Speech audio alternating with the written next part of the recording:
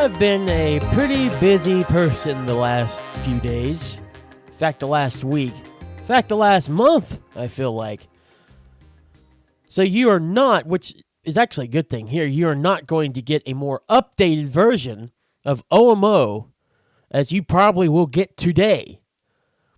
Because literally, as soon as I am done recording this, we are going to go straight into the renderer, get it everything good as possible, and then it should be up within a few hours from this recording.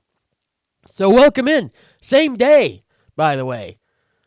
So welcome in. Hello, happy Sunday if you're listening on a Sunday. I just noticed that my phone notifications are on. So that's cool. It's a good way to start. I'm not going to cut any of that out. It's fun. But welcome into OMO on my own podcast. Thank you for listening here this day whenever you are listening. If it is on Sunday, welcome in on the same day. I am feeling pretty good. Just woke up about 15, 20 minutes ago. The first thing I wanted to accomplish is to get this podcast out.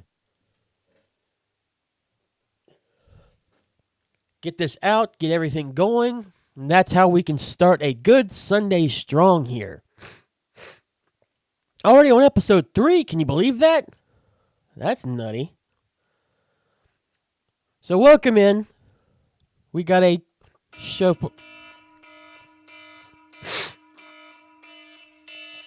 It just won't stop, will it?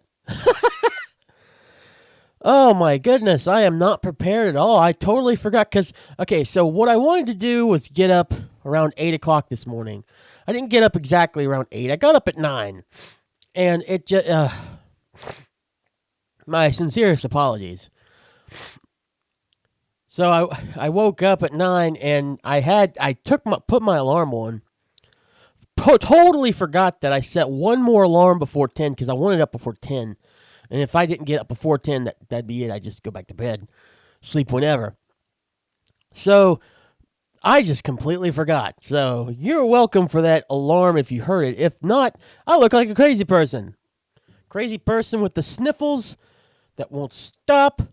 So we're on a great roll right now.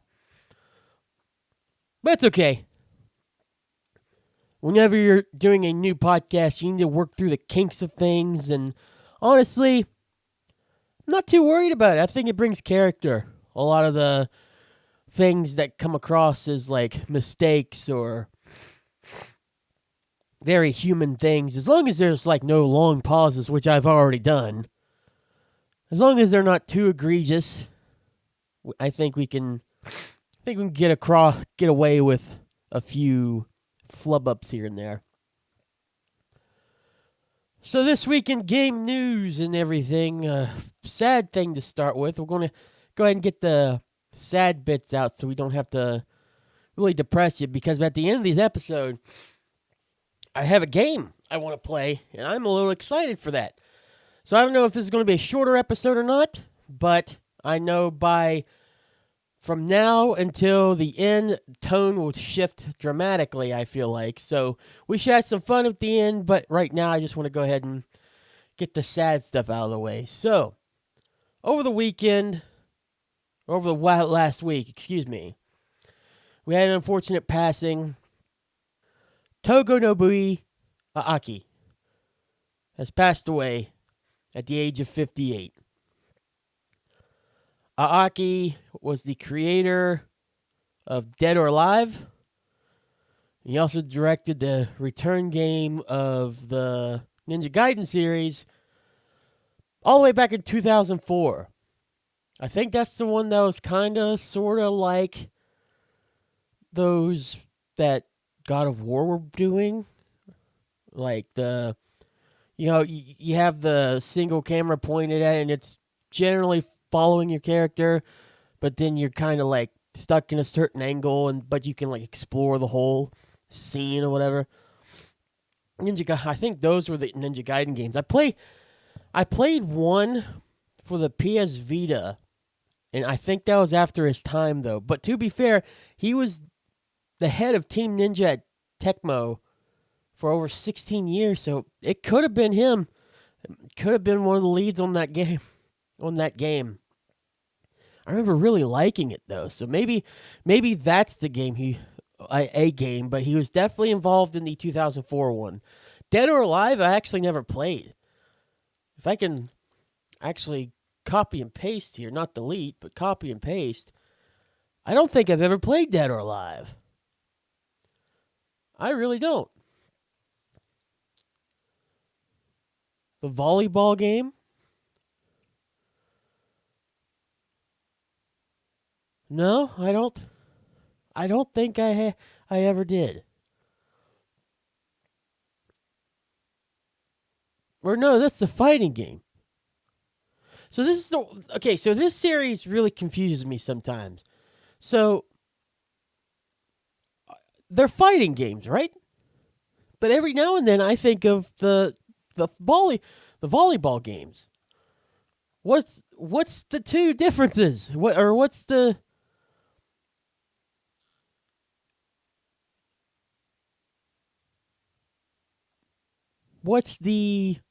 difference between the games? I'm assuming it's just that one is the fighting game and then the volleyball games are spin-offs? Yeah, because I remember I'm looking at one right now. I remember Dead or Alive volleyball, Extreme Beach Volleyball. And I remember as a kid, that was like one of my first games whenever I'd go to a video game store and look at it. I'd be like, ooh, as a young straight male growing up, I'd look at it and go, I want to play this, but I am too young to play. And my mom would not let me rent it. So he was behind Dead or Alive. I never played them. I know what they are, obviously. But it's just sad whenever a creator of video games or a director, someone that's in the video game industry just passed away. And this guy's he was a huge deal in the video game industry. And only 58 too. Only 58. The day of his passing, his Facebook feed left a post on there. We'll read that to you now from his personal Facebook feed from October 16th. It says, "Words to leave. The light of my life is about to run out. The fact that this sentence has been posted means it's finally time. I'm no longer in this world. This last post is for someone special to me. My life has been a series of battles. We stayed winning. I've caused a lot of trouble. I stand by my beliefs, and I owe it. No regrets. I just feel so sorry to all my fans that I can't deliver my new work. Sorry. It is what it is. So it goes on. Tomonobu Itagaki."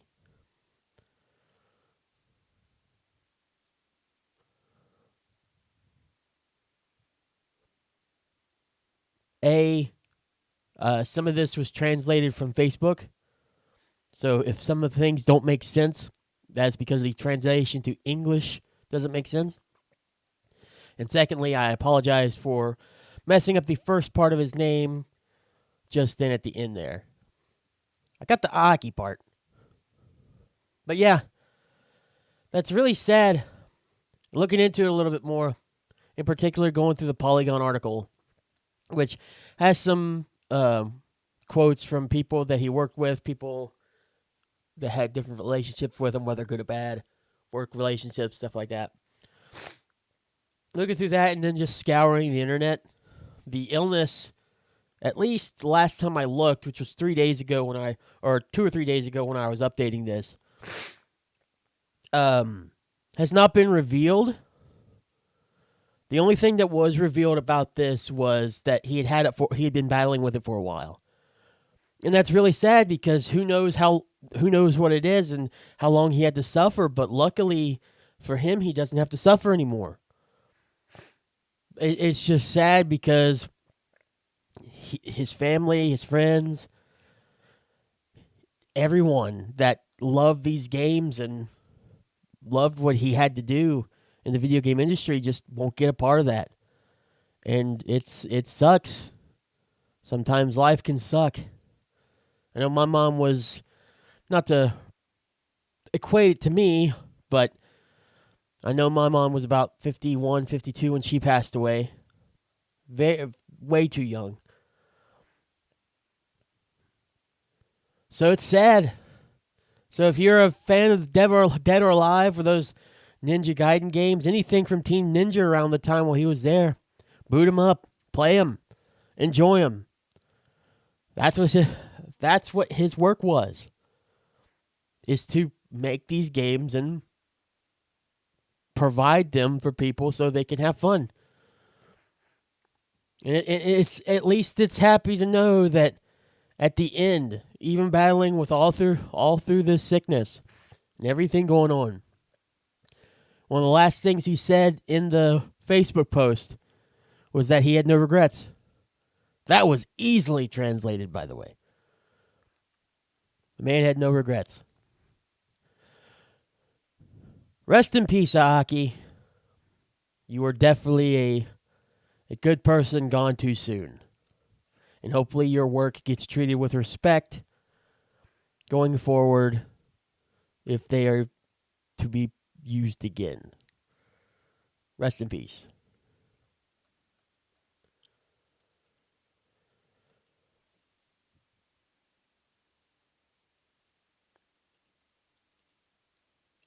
I told you it was be a little depressing at first.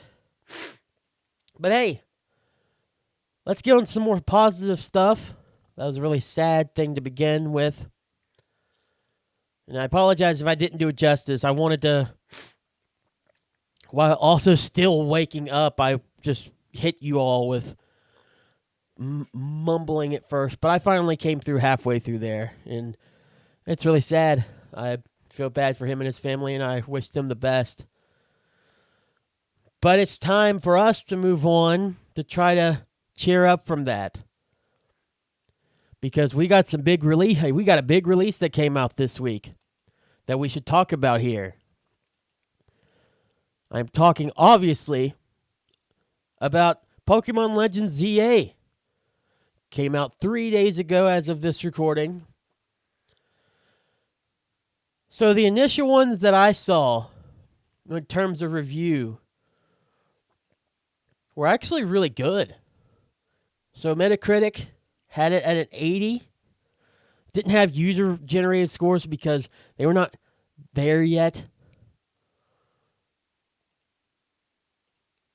They weren't ready to go as of the time I was looking that up.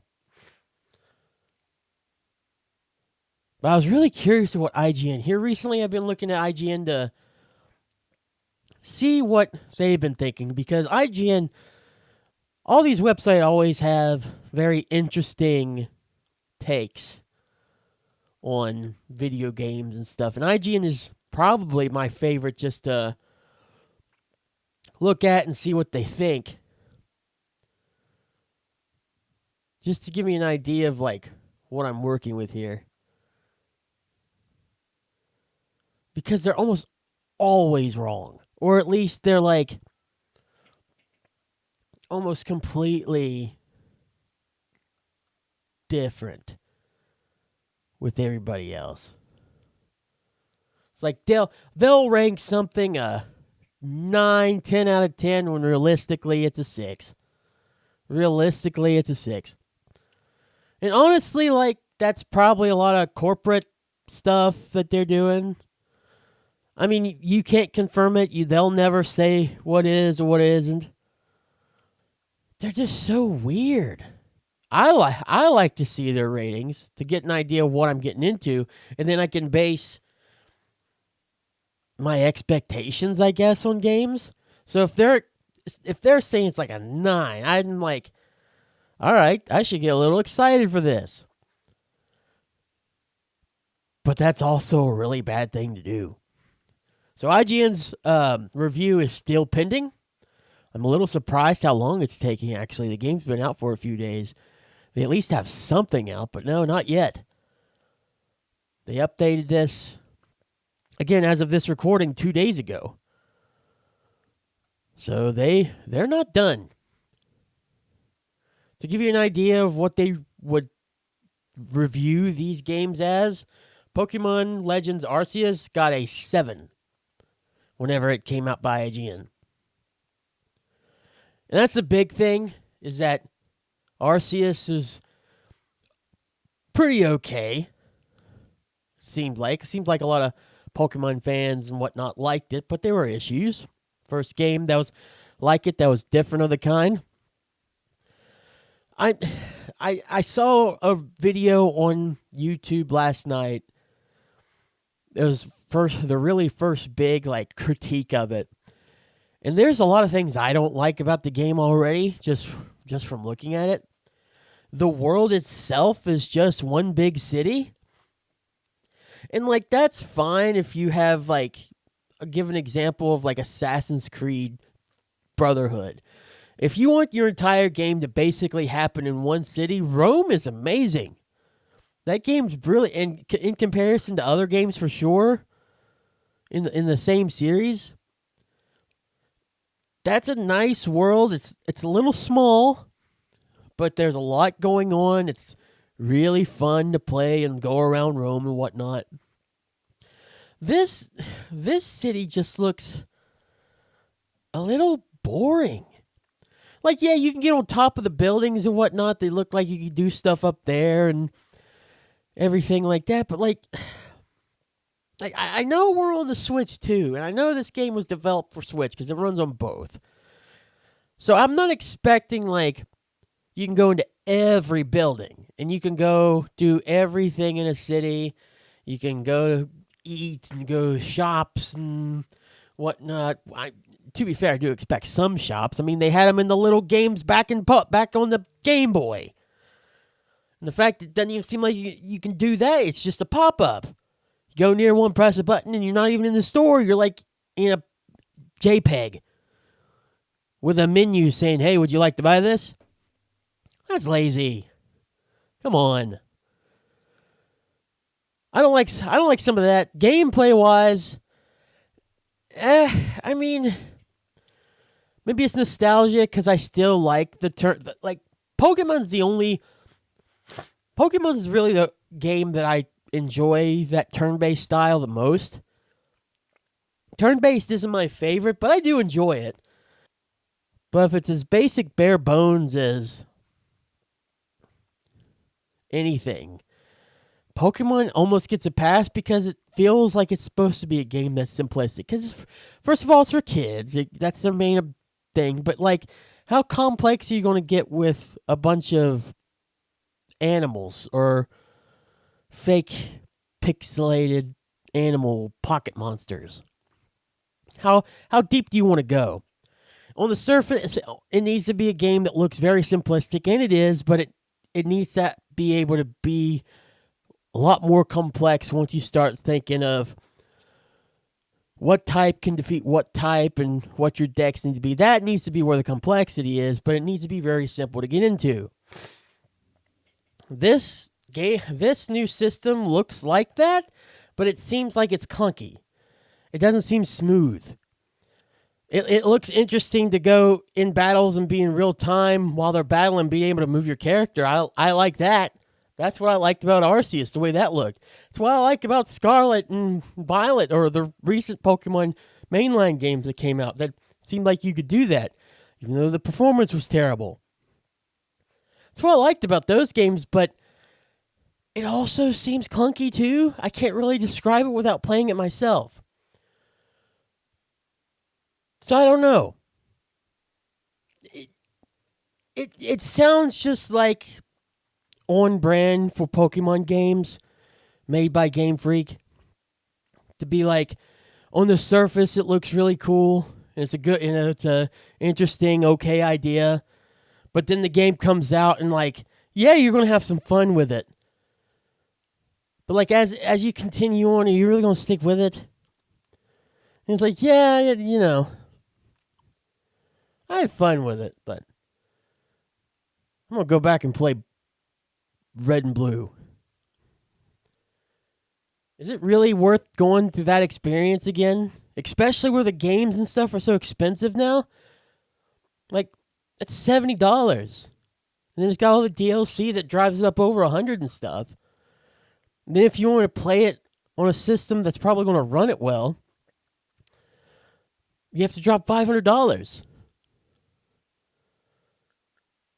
I guess if you're a huge Pokemon fan, that doesn't matter because you're going to play the games anyways. You're going to be like, oh, I was going to get a Switch anyways. Let's just bite the bullet, buy the Switch. I can play other games if I want to. Even though you'll probably just play Pokemon, maybe a Zelda, maybe a Mario. But I'm gonna play the game. I'm gonna buy the Switch, get it anyways, and play Pokemon like I was a kid again. Even if the games are not as good as they should be. Or they have a lot of things that just don't make sense why they're not going all out for. It seems like Game Freak can do bare minimum and be okay with it because it's Pokemon, because their base is enough for people to be like, oh, this is fun. And it's that mindset that I'm really getting sick of. And I don't think anybody should be, any game developer, anybody should be allowed to get away with that. But if you're okay with it, then that doesn't matter to you. Go get one. I'm not telling you to not spend your money. Personally, I don't think the way this game looks right now is something that I'd be like, I'm going to spend $70 on it. If Nintendo would actually put their games on sale for reasonable prices once the game eventually came out, like lowered them, or had sales that actually made sense during Black Friday after about a year or so of the game release, then I'd probably pick it up. Like if it was 30, 40 bones, I'd get it. Their games never go below 50. Heck, when the games were $60 full sale price, they wouldn't go below 45. I'm like, okay, that's at least better. And if I actually want to play the game, I'd be more willing to get it at 45. But man, now that they're 70, they probably won't go below $50. Games have been out forever. I don't know. Personally, I'm not going to get this. I don't have any interest. It looks cool. I like Pokemon, but I like its surface level. TCG Pocket and Pokemon Go are plenty for me. I do own Pokemon Yellow for my 3DS, but I do not have a 3DS anymore. So I guess that's irrelevant because it doesn't save. So just try to find an older game, which their prices are high too. So if you want to play Pokemon, I don't know. I'm not going to tell you to emulate, but I'm not going to not tell you to emulate. But it seems like the older games are the best because they're literally like, feels like the most effort was put into those to a point. Let's go back and play those. Unless you absolutely are a huge fan of Pokemon and need to play it, need to see where the series goes with this spinoff, which, by the way, it is a spinoff. I don't see a reason for anybody to really buy it. At least right now when it first came out. The DLC stuff is not available yet either. Save your money a little bit. If you can. Save your money. That's all I'd say. That's all I'd recommend. But again, do whatever. You're your own person. You want Pokemon? Get Legends ZA. I'm sure you'll have fun for a little bit. Just don't expect Game of the Year. You'll love it. It may actually become one of your favorite games, but just expect people to really rag on it and really give it a hard time. Trust me, I have games that I wish people would not talk so bad about because I absolutely love, but they're not games of the year. Obviously, they're not. Absolutely not. Just get prepared what you're getting into before you buy it. Don't make the impulse decision. You play it in like, excuse me, 10, 15 hours in, you're like, I'm not having as much fun as I was, and I dropped $500 for a console game. Or maybe $600 for a console game and the DLC. Just prepare yourself, all right? No matter what. Just prepare. I would like to know if there's any issues with the OG Switch version. I haven't seen anything. I know it runs on the Switch. I know there's a Switch version. Because I just want to I have a Switch, a little Switch Lite now. That's probably what I'd get. I don't know if I'm going to upgrade to the Switch 2. There's a lot of issues with the Switch 2 I don't really care for. I don't like how Nintendo kind of has the right to just turn off your console, even though they won't, I know. They more than likely won't, unless they suspect something very suspicious. But I don't like that they have that right to just turn it off out of the blue. And if that's a made up thing, let me know. Wherever. Let me know. And I will reverse saying that, and I'll make up for it for the next episode. But I just don't like hearing that. That sets a bad precedent for later consoles to be able to get away with it and people to be okay. I don't like it. If I own my thing, let me choose whether or not I can turn it off and not have to worry about you turning it off. That's all I'm saying. I want to feel like I own something.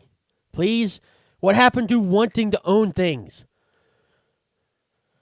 That's another discussion for another time. I've talked about that when we talked about the Xbox stuff, and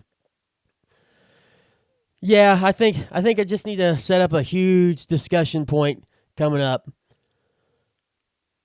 about my opinions on that, and then we'll talk about it more with breakdowns of other people. I think I need to set that up soon.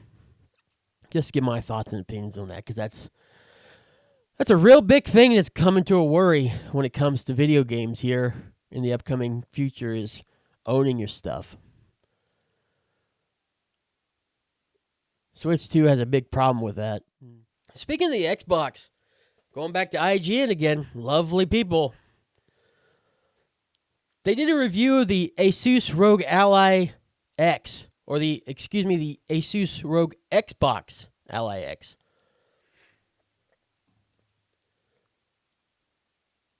Looking at a picture of it from the video they have from their review, it looks sexy. I'll tell you. That black with the colorful lights around the joysticks. Oh, it looks good. The controllers coming out like they do. The controller part probably feels more like an Xbox controller compared to what the Ally originally felt like. I like that. That's a nice look, because that feel of an Xbox controller is definitely needed. And it's the reason why a lot of people prefer the Xbox controller over the PlayStation controller. They feel nice. So, a lot of people are going to be mad at this, but who isn't mad by IGN? I understand. They gave the Asus ROG Xbox Ally X a 9 out of 10. I saw that initial number, and I'm like, all right. Like, I'm sure it's going to be nice. I'm sure it's a great handheld. A 9? Really? That's probably considered one of the best handhelds of all time. For $1,000, it better be, though.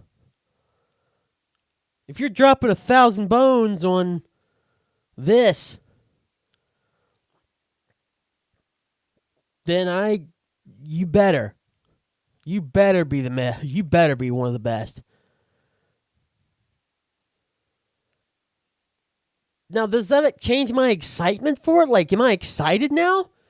Seeing that a major video game news company reviewed this Xbox Asus collab that costs $1,000 that reviewed at a 9?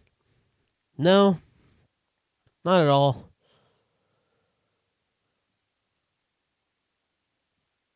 Couple things why is because, first of all, I know what the Asus Ally is. I have one.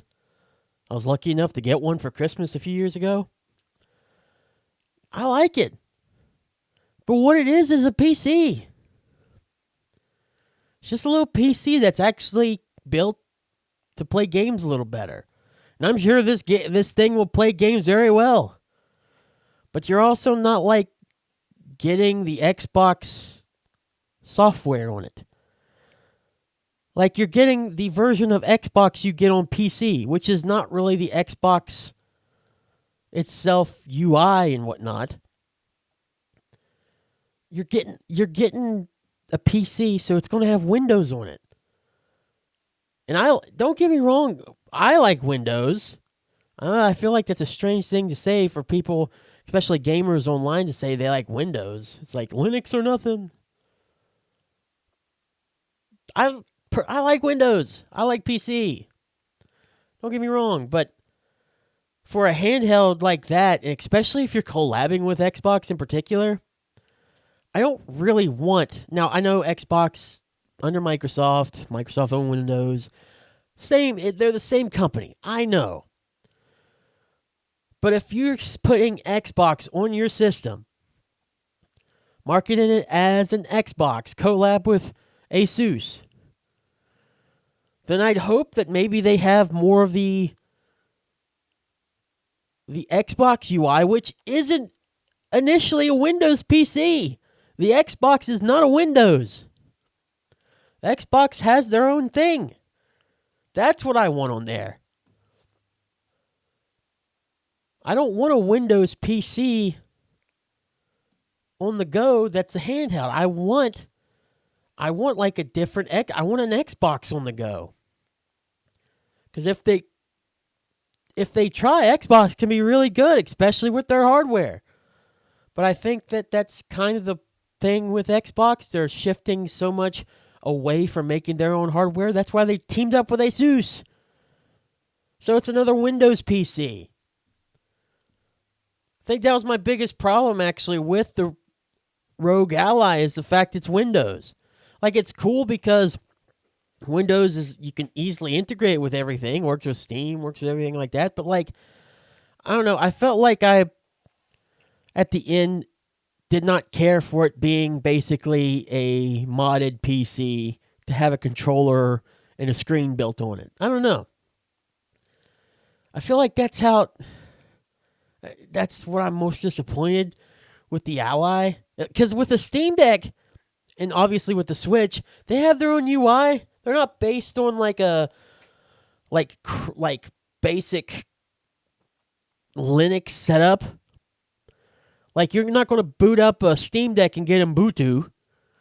No, you're going to boot up a Steam Deck and get a Steam Deck UI. If I booted up my PlayStation and it ended up being the Mac screen, even though they're not one, I'm just saying, if I booted up, okay, I'll go back to the Xbox itself. If I booted up an Xbox Series X or an Xbox One or something, and it just became a Windows PC, I'd be like, why didn't I just buy a PC?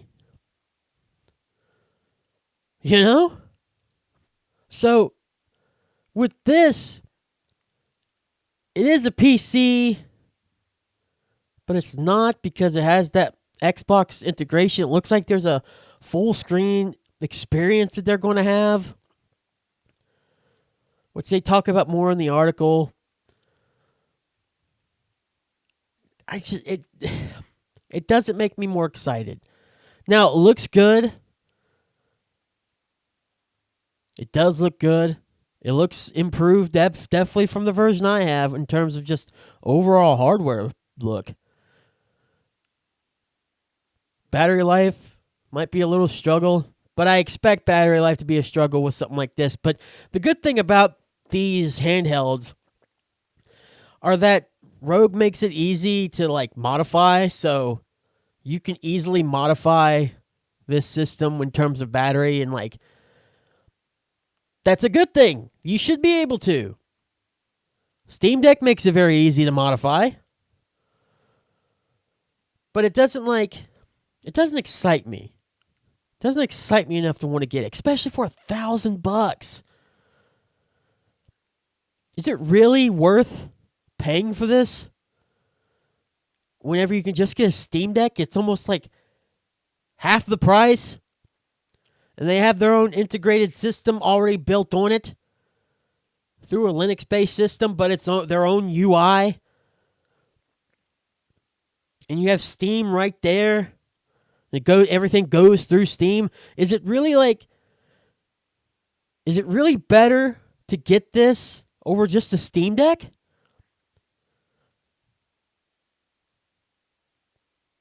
Even if you're like a casual gamer. Which I don't know if a casual gamer would get this. But would you want this over a Steam Deck? I don't know. In a 9 out of 10, that would make you think that it's going to be so much better than a Steam Deck. And maybe in terms of performance and stuff, yeah, but the Steam Deck's old now. Or it's older. This is brand spanking new. It better be up to snuff to what should be expected of handheld consoles now. Which is a lot more than what the Steam Deck from 5 years ago or so, or even 3 years ago, or the Switch 2 is able to do. And yes, the Switch 2 should be better than it is.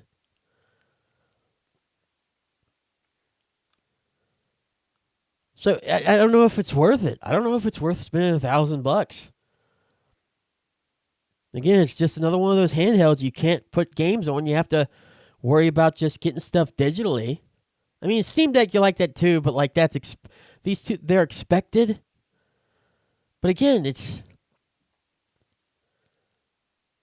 I'm just trying to think on a more broad consumer spectrum. Are people really going to buy it? Like, I feel like you have to be an intense gamer to want to get this. And if you're that intense, why aren't you just building your own PC? Because you want it on the go? Okay, well, I mean, you have a phone that has remote play, or you can remote probably to a PC or to an Xbox or to a PlayStation or something. There are ways to play. You can cloud game with Xbox and PlayStation. Are you kidding me? And with Steam, I bet, too.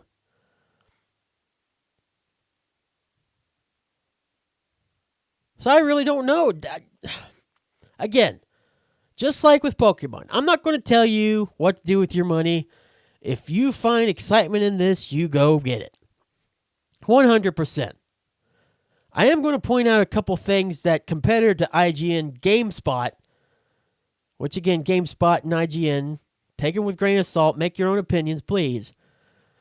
But they had kind of a different thing to say about it. They did their own review of the Xbox Rogue Ally.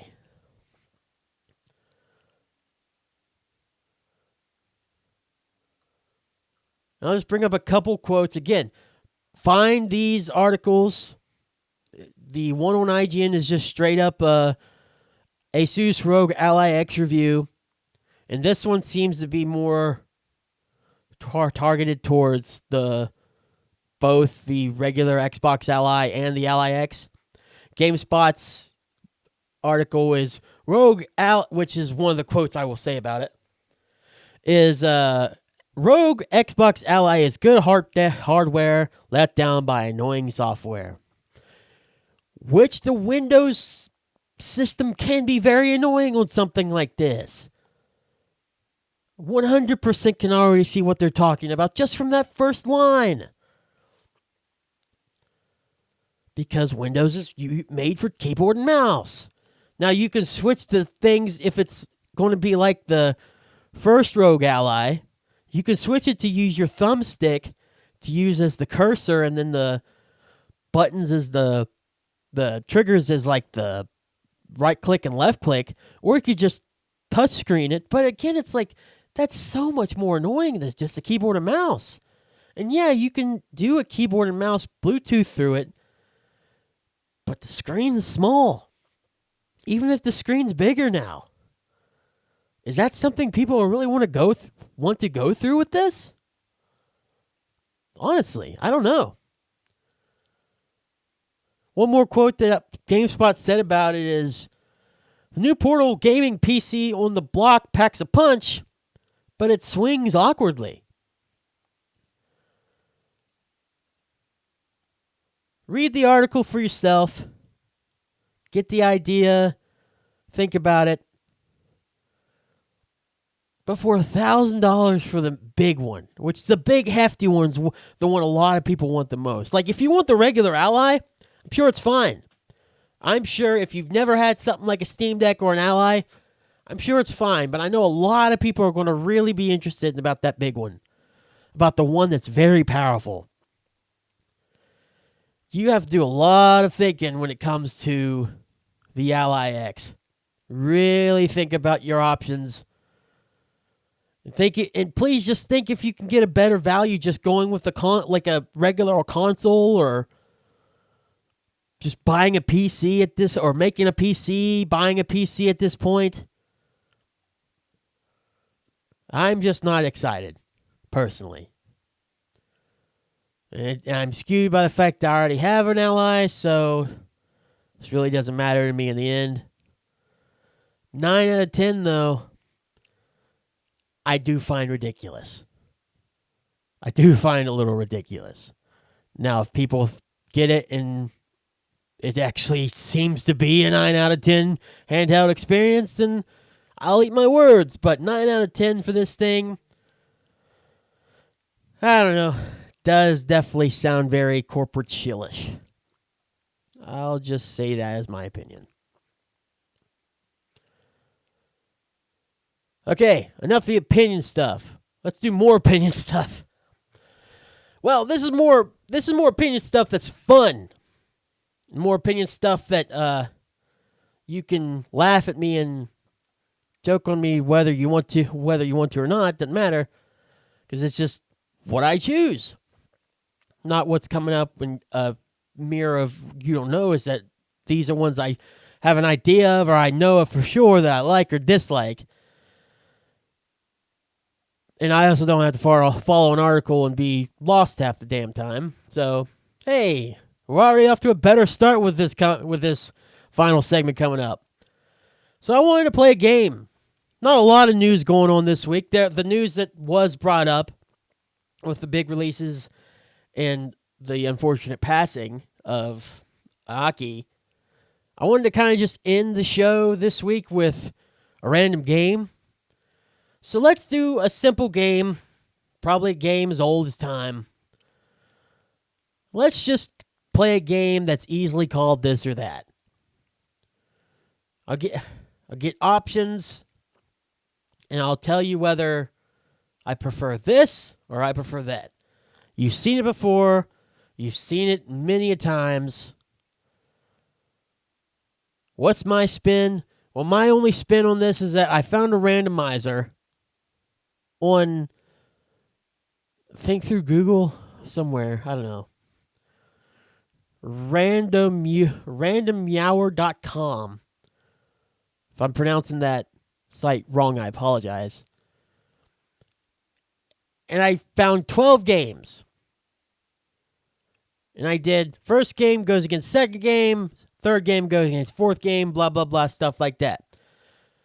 So I'm going to do 6 rounds, 2 games each, of what game I would prefer the most. And I've already did this off screen. Maybe the next time we do it, I'll actually do it completely off the cuff random and give my opinion there and make it a little bit more exciting. But for this first, this or that, I've already got the games. I've already got their opponents. So we start off with, would I rather have this game, Among Us, or that game, Star Wars The Force Unleashed? Isn't it kind of funny that we start off with the meme game for many years? to this day, Among Us is still technically a meme. Among Us against Star Wars The Force Unleashed. I mean, they're completely two different games, obviously. Among Us is a lot more fun with friends, and I have had great times playing Among Us, but personal taste, these are obviously choices of games by me, so it's going to be my personal liking and whatnot. If you gave me the option right now to play Among Us or Star Wars The Force Unleashed in the best ways possible, so Among Us, all my friends are around and we're playing it and having fun, or I could play Star Wars The Force Unleashed and I can have a good setup, the game runs smoothly, it's fun, I get good headphones, I can really get into it, I'm probably still going to go with Star Wars. Nothing against my friends, nothing against Among Us, love Among Us, great game on this, once you get past all the memes people have made about it and whatnot. I like the kind of game Star Wars The Force Unleashed is. It's kind of like that God of War type hack and slash, Devil May Cry hack and slash-ish, but with that Star Wars paint that's just, ooh, it's so good. Now, if this was The Force Unleashed 2, which is not as good, I liked it, but it's just short. It's way too short. And compared to the first one, it just doesn't. I would have picked Among Us there, but the first one, The Force Unleashed, man. Sorry, Among Us. You have been ejected. Next up, Far Cry 3 Blood Dragon against Metro Last Light. Now, this is a little unfortunate because I've played both of these. I have beaten one, and I didn't get past halfway in the other. They're both shooters, so this is actually a pretty decent comparison and pretty decent one of a good thing to talk about whether I like or dislike about it, because they're virtually the same in terms of like mechanics and shooting and whatnot, but one's kind of stealthier and more on the rails, and Far Cry 3, you can go around the map if you want to. I mean, yeah, you got set missions that you need to do, but it's stylized more. It's got an aesthetic that's a lot more vibrant and that 80s theme or whatnot. Metro Last Light is a game I need to complete 100%. I'd love to get more into Metro. I liked what I played, but there's a reason why I've only gotten so far in Last Light, and I've completed Far Cry 3 Blood Dragon. Even if Blood Dragon is a spin-off to Far Cry 3, it's just a separate DLC with basically the same map and whatnot. It's still fun. It's still very good. It's one of the better like spin-off games from the main game I've ever played. It's remembered very highly, very well. It also continues the lineage of how great Far Cry 3 was, because it had awesome DLC and awesome spin-offs from the same game and stuff. So yeah, want to get more into Metro Last Light and the Metro series in general, but in this case, my interest, go for Far Cry 3 Blood Dragon. It was a more fun game. I completed it. Liked it much better. This one's going to be rough. Mortal Kombat 11 versus Indiana Jones and the Fate of Atlantis. So when I was doing this, I figured that maybe I'd get like an obscure one here and there. I was not expecting this, though. Like, where the hell did Indiana Jones and the Fate of Atlantis come from? Are you kidding me? Like, I don't even know what this is. Looking at some pictures online, it's a PC game.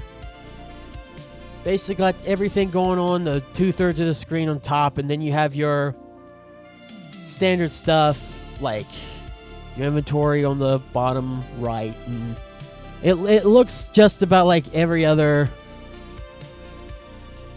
or just like those adventure games that came out in the 90s. This was a game in 92, by the way, against Mortal Kombat 11.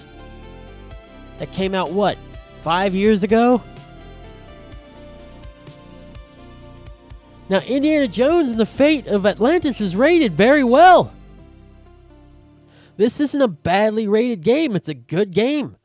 The problem I'm having is I haven't played either of these. And really, just from the pictures, I don't want to play Indiana Jones. And I'm not good with Mortal Kombat. So I don't know. If I had the options of ones I feel like I'd like to play more, I'd probably just go with Indy. Because, again, I don't really care for those kind of fighting games. And while I respect the hell out of Mortal Kombat, they're really good fighting games. Really fun, really brutal. I feel like I would still just go with Indy. I don't know if I'd play either again. But of the two, I'm going to go with Indiana Jones. But after I got this one listed, I'm like, oh boy, that one's not going to go over well. Dying Light versus Battlefield 1942. Dying Light was fun. Dying Light was fun to just beat up zombies, even though I feel like the game came out very close to the end of when the zombie run was really popular in the US.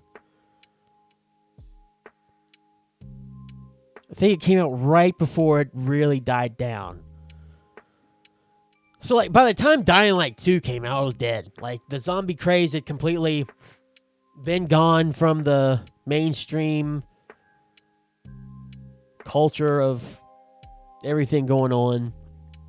But when Dying Light first came out, I thought it was a better experience than what was it? Dead Island? Yeah. Same developers, basically, or people from Dead Island came over and made this. I like Dying Light. Again, it's not a game that I fully got into, though. A lot of my friends absolutely adored it and played it to the end and then kept playing it after. Battlefield 1942 just seems like it's a first-person shooter, obviously. So it's like Dying Light in first-person type, but it's like just an older Battlefield, man. So it's not going to live up to what we expect Battlefield 6 to be whenever it finally comes out, or whenever you compare the two, because it is out by now. I'm going to go with Dying Light.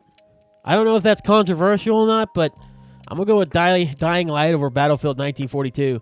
It's just because it's dated.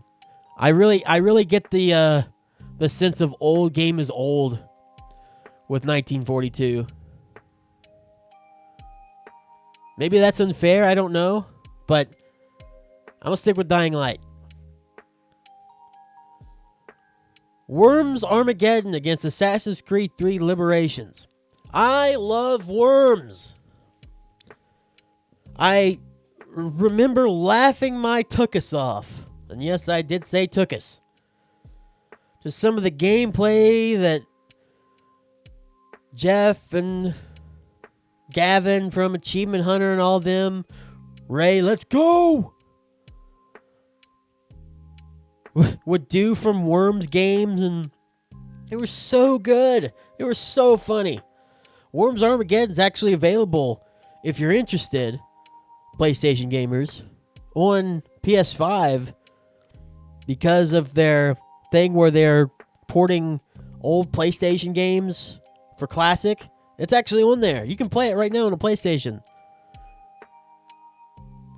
I love Worms. It kind of suffers, though, through the same thing that Among Us to me does. I feel like this is a game that I couldn't get into by myself because you have to have friends for it to be more fun. Which I have friends, don't get me wrong, I'm not that much of a loser. But it just doesn't seem like a game I could really stick with if I had to play it by myself. Whereas Assassin's Creed 3 Liberations is a game that came out for the Vita that I really loved, and the fact I could take it on the... Well, loved. There's nothing about Assassin's Creed 3 I absolutely love. Let me just say that right now. Whether it be the main game or the Vita game, there's nothing I really loved. But I love the idea of being able to take an Assassin's Creed game on the go with me. It's not technically the first handheld Assassin's Creed game. There was one for the PSP that kept on following Altair. But I just love the fact that I could take Assassin's Creed 3 with me and have a completely new experience. This one might be more controversial or at least more dividing. I could definitely see more people wanting to play Worms over Assassin's Creed because it is fun. It's a fun time to play. It's a fun game. Just like with Among Us and Star Wars. I have to go with how I personally play video games because, again, this is me. I'm going to go with Assassin's Creed 3 Liberations. It didn't classify between the Vita version or the HD version, so doesn't matter. Same game. I'm going to go with Assassin's Creed 3 Liberations. Finally, Lego Batman the video game versus Path of Exile. If I'm assuming Path of Exile plays like the second one, because that's the only experience with Path of Exile that I have. That game is tough. That game is tough. Now, it's just recently that I've actually started kind of liking. I've never really been a fan of that over-the-top angle of a game where your character's in and around the center of the screen. You move around, and you can move around the entire screen, basically. It's that over-the-top look. I always thought I hated that. So I played, because I always saw, like, what was it, League of Legends and stuff. I thought, that looks so dumb. But here, recently, like, I see games like that. I'm a little bit more intrigued to try them. I kind of want to play them more. Look interesting to me now. So I got Path of Exiles 2 recently, as in, like, within the last year or two. Yeah, it's fun, but man, it's difficult. So I'm assuming Path of Exile is just that, but like a little worse because it was the first one that came out a while back. And worse is just, I didn't really mean that as in like it's bad. I mean, it's worse just because it's the older version. Some of the improvements they've made with 2 are probably not there in the first Path of Exile. So knowing that, and if it plays differently from 2, looks generally the same, other than 2 is a lot more darker. This one seems to have a lot more brighter colors and stuff, which I like more. That's cool. Comparing it to Lego Batman, the video game, Lego Batman and Batman 2 came out whenever they still weren't really doing voice lines for the Lego games, which is fine. You know, it's not necessary to have the Lego be voiced.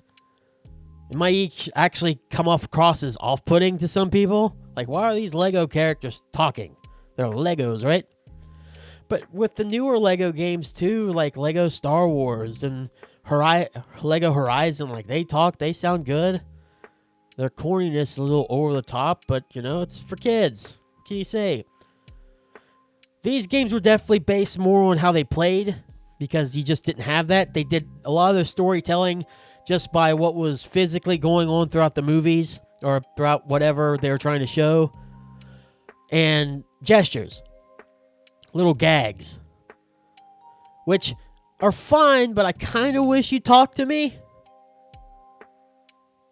Like, I have ears. I can hear what you're saying. The gag is funny, but it kind of gets old after a while. Just tell me what's going on a little bit. So, Lego Batman, the video game, over Path of Exile, this is really one of the more harder ones, because they both have faults. And honestly, Path of Exile, I'm comparing this more to Path of Exile 2 just because I never played the first one. And just going through images. But going through images, I really like what I'm seeing from the first. It looks very cool. I think I will choose Path of Exile. Not by much, though. Because Path of Exile is a game that seems like you really have to get into and spend hours and hours on it.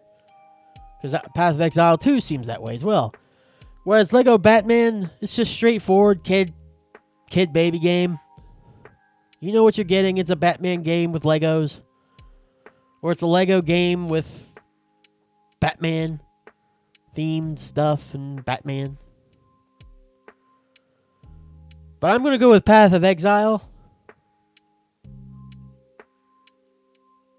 It looks more intriguing. It's more dull, obviously. And when the first Lego I just still can't get over, like, when the first Lego Batman came out.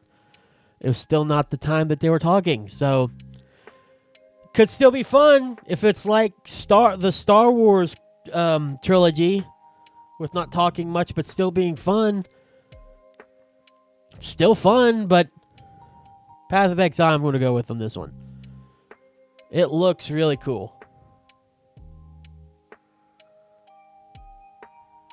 Now I kind of want to play at least Path of Exile and a little bit more of Metro Last Light after doing this list.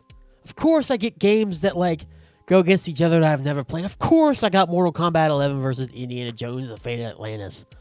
Of course I did. I couldn't get like Silent Hill 2 against Rain.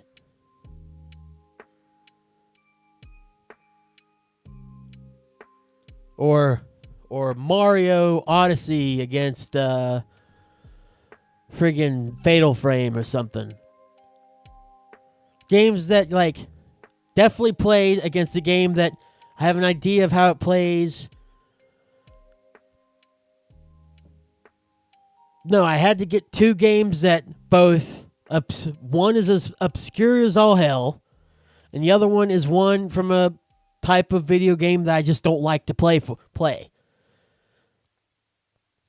course. Oh, well. Well, that was fun. I enjoyed playing that game. I hope you enjoyed me rambling. Hope you enjoyed this episode. I will say it is hard for me, especially by myself, to kind of make an episode entertaining. And I really still get in my own head if like some of my opinions are wrong or whatnot. And just from a behind the scenes standpoint, I recorded one part of the Asus Ally section. Completely got rid of it halfway through. I was like, I'm not getting my point across well at all. So just give you a little insight, because I like to keep you all in the loop. I love doing that. Do that on Save the Planet. I'm going to do that here on OMO.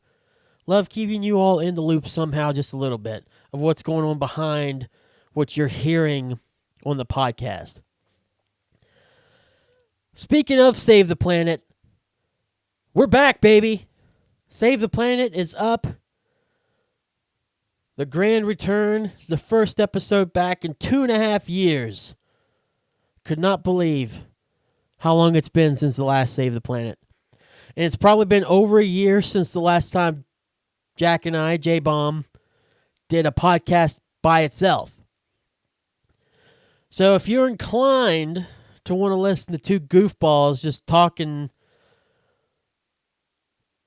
be who we are, which are just major goofballs, I would highly suggest go and listen to Save the Planet podcast with Jack and Keith. That is up right now on Spotify, along with all the other episodes we've done.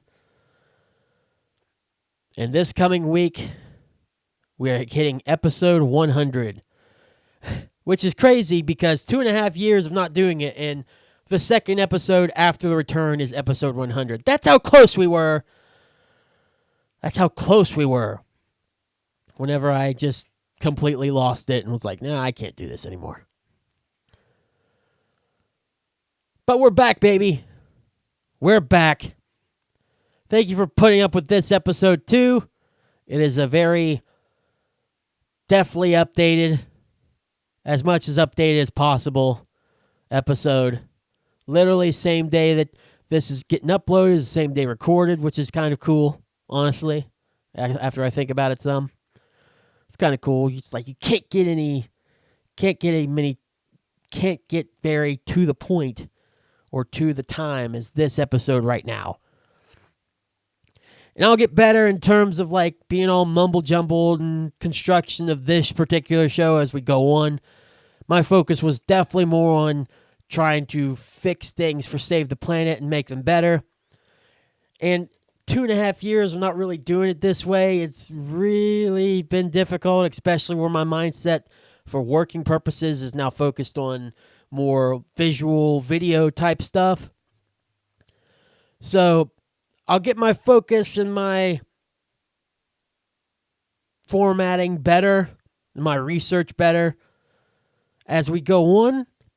So thank you for putting up with me as of now, though, for episode 3. And until next week, thank you all so much for listening. And I love each and every one of your faces. Even yours. If you go get Pokemon Legends ZA, let me know what you think. Be honest about what you think of it with everything going on, with what people are saying and some of the criticisms that I reined in. Let me know. And please let me know if there is any issues with the OG Switch version. I am very curious. I have not heard much about it. I'm very curious by that. But most importantly, enjoy. Enjoy what you purchase. Enjoy what you have. Enjoy Pokemon Legends ZA. That's all I really care about. Enjoy what you play. Enjoy what you purchase. And I hope I hope it's fun. I hope you've had fun here. So thank you all once again. Once again, I love your faces. See you next time, everybody.